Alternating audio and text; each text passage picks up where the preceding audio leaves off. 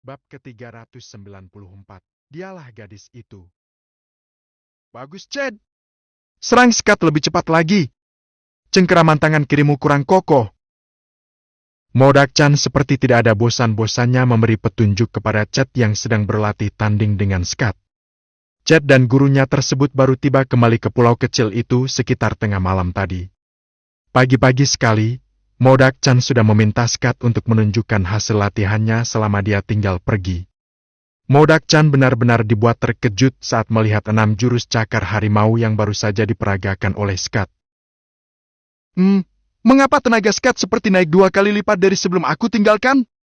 Ternyata bakat Skat jauh melebihi perkiraanku. Gumam sang guru saat melihat Skat bergerak.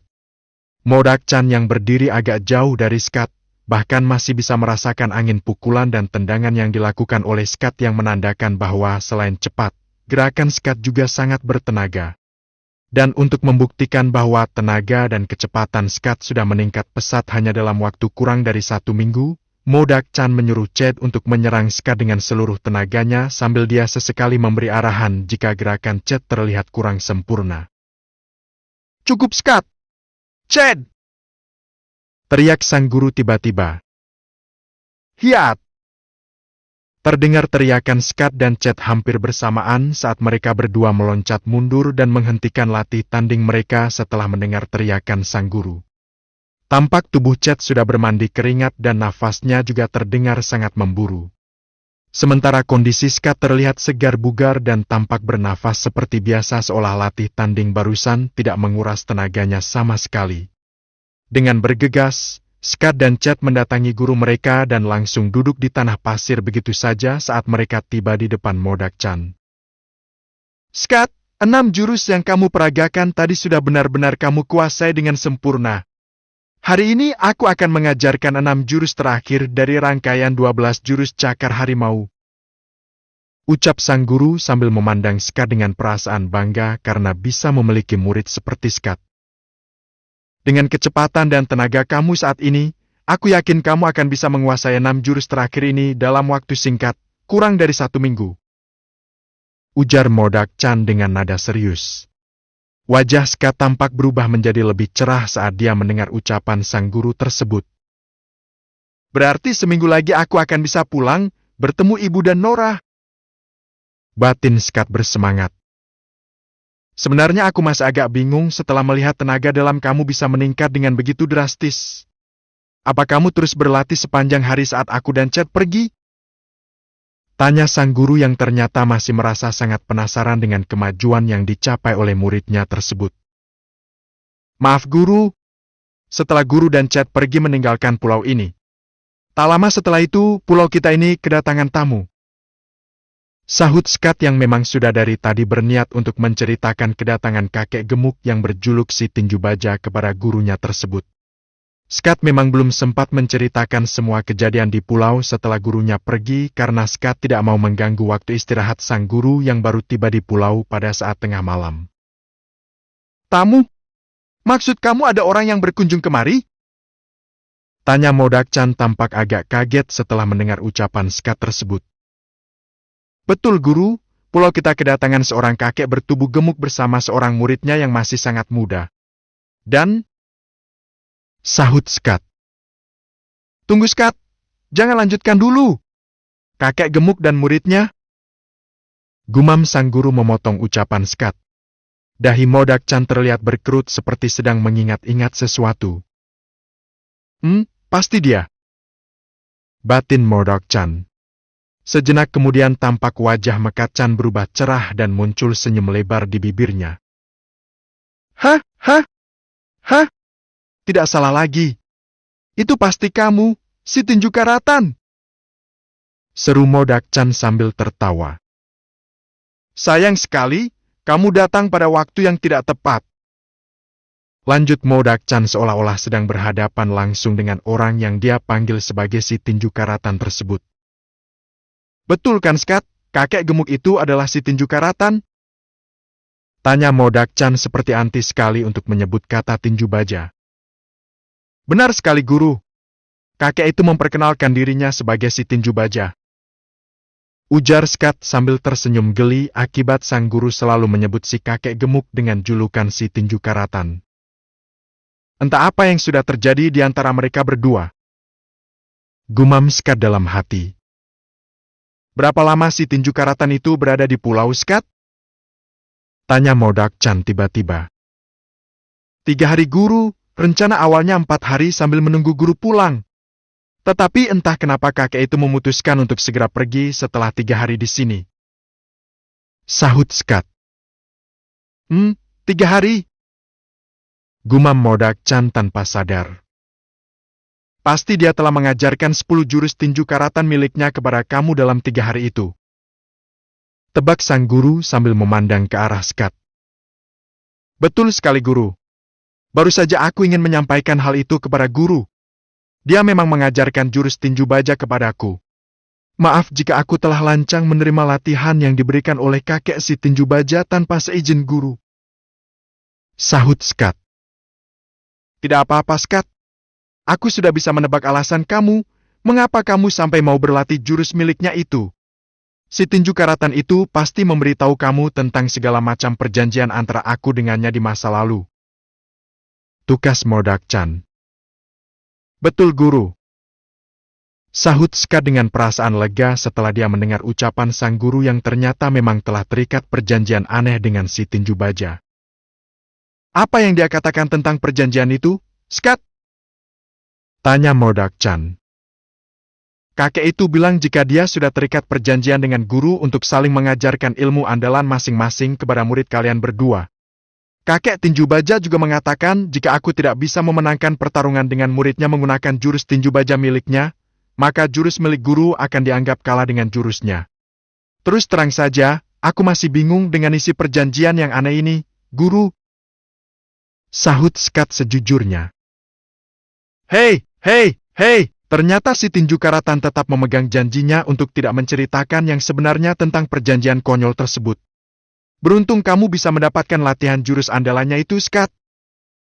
Gumam Modok-chan dalam hati sambil terkekeh, salut dengan keteguhan hati si kakek tinju baja dalam memegang janjinya. Apakah yang diucapkan oleh kakek tinju baja tentang isi perjanjian itu benar adanya, guru? Tanya Scott penasaran. Scott merasa khawatir jika ternyata dia telah dibohongi oleh si kakek gemuk dan akhirnya malah membuat gurunya kecewa. Anggap saja seperti itu, Scott. Kamu tidak usah merasa bersalah atau bingung. Sepertinya kamu memang berjodoh dengan jurus tinju miliknya itu. Sahut sang guru.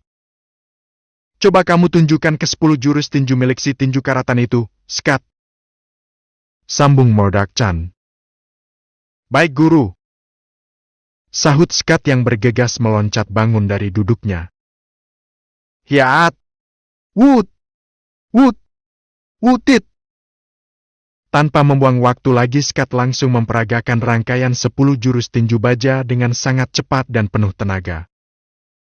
Pantas saja tenaga Scott bisa naik drastis seperti itu. Ternyata ini penyebabnya. Sungguh menakjubkan. Hanya dalam tempo 3 hari, dia bisa menguasai jurus andalan milik si tinju karatan dan nyaris sempurna. Gumam Modok-chan dalam hati. Merasa kagum dan bangga sekali kepada muridnya tersebut. Avalon, kamu mau belanja di Mall Alexander, yang merupakan mall terbesar di sini, atau di Raki Mall? Tanya Sarah sambil fokus memperhatikan lalu lintas yang cukup ramai di depan mobilnya. Tentu saja ke Mall Alexander, agar duit Paman Edward menjadi semakin banyak. Sahut Avalon tanpa berpikir lagi. Hei, kamu ini selalu saja bisa bikin aku geli, Avalon. Mentang-mentang mall itu bagian dari grup Alexander, terus kamu pikir Papa Edward akan jadi bertambah kaya cuma gara-gara kamu belanja di sana, begitu? Sahut Sarah sambil tertawa geli. Hei, memangnya nggak seperti itu ya? Tukas Avalon ikut tertawa juga. Ya iyalah adikku sayang.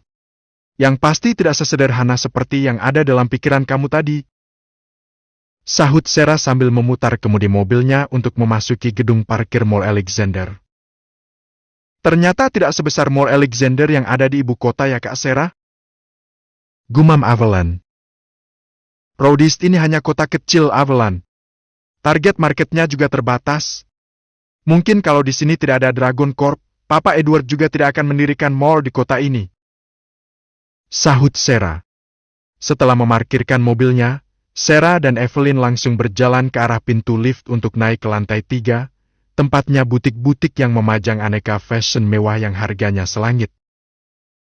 Sebenarnya aku juga memiliki sebuah butik, hadiah dari bibiku. Tetapi letaknya lumayan jauh dari sini, Avalon. Ucap Sarah saat mereka berdua sudah masuk ke dalam lift. Kapan-kapan aku ingin main ke butik Kak Sarah, siapa tahu ada gaun gratisan di sana. Hei! Hei! Hei! Sahut Avalon sambil terkekeh. Ya, kamu boleh ambil apa saja yang kamu sukai di sana, free. Tukas Sarah. Asyik! Kak Sarah memang kakak terbaik. Seru Avalon kegirangan. Begitu keluar dari lift, Sarah langsung menggandeng tangan Avalon dan menariknya ke arah sebuah butik yang selama ini telah menjadi tempat belanja favoritnya. Kita ke butik yang itu saja, Avalon. Koleksi fashionnya sangat lengkap. Aku yakin kamu pasti akan mendapatkan pakaian yang kamu sukai. Ujar Sarah. Oke, terserah Kak Sarah saja. Kakak kan penguasa mall ini. Seloroh Avalon yang membuat Sarah kembali tersenyum geli. Dengan santai mereka berdua berjalan memasuki butik langganan Sarah tersebut. Mereka tidak menyadari jika ada sepasang mata dari seorang pria muda yang sejak tadi memperhatikan mereka. Siapa gadis cantik yang berjalan di samping Sarah itu? Mengapa saat aku melihat wajah gadis itu, detak jantungku jadi berdebar lebih kencang seperti mau perang? Gumam pria muda yang bukan lain adalah Stephen. Stephen baru saja mau keluar dari butik yang khusus menjual pakaian pria sambil membawa sebuah paper bag, saat dia tanpa sengaja melihat Sarah dan Avalon berjalan memasuki butik langganan Sarah. Meski wajah gadis itu sudah bertambah dewasa dan semakin cantik tetapi ciri khasnya tetap tidak berubah. Model rambutnya juga tidak berubah sama sekali. Batin Stephen sambil terus memandang ke arah butik di mana Sarah dan Avalon. Sungguh tidak kusangka, akhirnya aku bisa menemukan gadis misterius itu. Aku tidak boleh kehilangan dia lagi kali ini. Tekad Stephen dalam hati. Apa sebaiknya aku ikut masuk saja ke butik itu ya? Gumam Stephen pelan. Dia tampak ragu-ragu dan bingung dengan apa yang akan dia lakukan karena terlalu bersemangat setelah melihat gadis yang selama ini telah mengunci hatinya. Mengapa aku jadi bodoh begini ya? Gadis itu kan datang bersama Sarah, pasti Sarah mengenal gadis itu. Jadi aku tidak perlu khawatir kehilangan dia lagi. Sebaiknya aku tunggu saja mereka di sini, daripada aku masuk ke sana dan malah membuat kacau acara belanja mereka. Sabar Stephen, kamu tidak boleh buru-buru. Kalau gadis itu memang jodoh kamu, pasti kamu akan bisa mendapatkannya. Batin Stephen sengaja memperingatkan dirinya sendiri. Semenjak berdamai dengan Brian dan fokus menggantikan Barclay White sebagai CEO White Enterprise, Stephen memang sudah bertekad untuk merubah sifatnya yang suka ceroboh dan buru-buru. Dia bahkan menjadikan sosok Brian sebagai role model panutannya. Stephen memutuskan untuk masuk kembali ke dalam butik tempat dia belanja tadi. Butik yang sudah lama menjadi butik langganan keluarga Barclay White. Ada apa Tuan Stephen? Apa ada sesuatu yang tertinggal? Tanya seorang gadis cantik yang merupakan karyawan butik saat melihat Stephen masuk kembali ke dalam butik. Tidak ada apa-apa. Aku cuma mau numpang duduk untuk menunggu teman-temanku, boleh kan? Sahut Stephen basa-basi. Tentu saja boleh, Tuan. Silakan. Sahut gadis itu. Terima kasih. Sahut Stephen yang langsung duduk pada sebuah sofa kecil yang ada di dekat meja kasir. Dari tempat itu Stephen bisa leluasa memandang ke arah luar butik melalui jendela kaca butik yang sangat lebar. Hampir 2 jam Stephen menunggu Sarah dan Avalon dengan sabar, sebelum akhirnya dia melihat kedua orang gadis itu keluar dari butik sambil menenteng beberapa buah paper bag. Stephen bergegas keluar dari butik dan langsung berteriak memanggil. Sarah, tunggu! Seru Stephen sambil berlari kecil menghampiri Sarah dan Avalon. Bab ke-395. Kamu adalah saudaraku, selama